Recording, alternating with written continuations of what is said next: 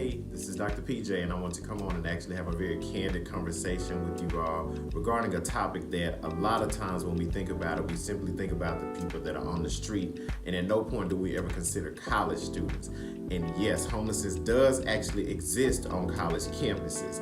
Now, when you think about the winter break, which is traditionally early December going into early January, there are a lot of students that don't actually have homes to go to. Now, that's whether they're estranged from their parents or whether they're newly out of foster care.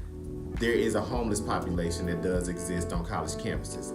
Now, there's an answer to that, and the organization referred to as the National Association for Education of Homeless Children and Youth has developed two models that a couple of institutions that you should know of, you may not, but one in particular I know you will know of, have utilized. And one in particular is the cohort model. Now, Florida State University does utilize that. So what that does, that takes into account those students that are low income or those students that are first generation graduates. And what Florida State does, they actually use their Center for Academic Retention and Enhancement to track those students and identify them early on with whatever issues that they will have that will be present that will keep them from attending classes, in particular that of homelessness. So those students aren't actually impacted by the long winter breaks.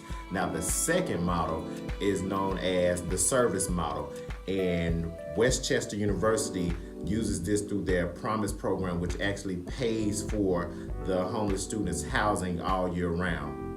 Now, an institution that has taken this further is actually Kennesaw State University, which is in Georgia, and they have a program that's known as the CARE program. And the CARE program, it stands for the Campus Awareness Resource Empowerment Program. So what they do, when you build for tuition, you build for housing, that pays for a student's tuition, that pays for a student's housing throughout the actual school term. So at no point, especially in the winter months, is that student actually impacted or subjected to homelessness if they have that built into their tuition. I believe it's only 2 weeks in the summertime that there might be some difficulty, but Kennesaw State actually does provide food as well for those students. Now, you probably say, well, if somebody's homeless, how can that happen on the college campus? A lot of times when students are homeless, they don't necessarily bring about attention to themselves. So there are programs that do exist. A lot of campuses have moved to developing like pantries, whereby I know on the community college level, students need food. So if you want them to come to school, a lot of times you want to eliminate any barrier that will prevent them from actually coming. So a lot of college campuses on the community college level have developed these food pantries, and it looks as if the four-year institutions are actually following suit.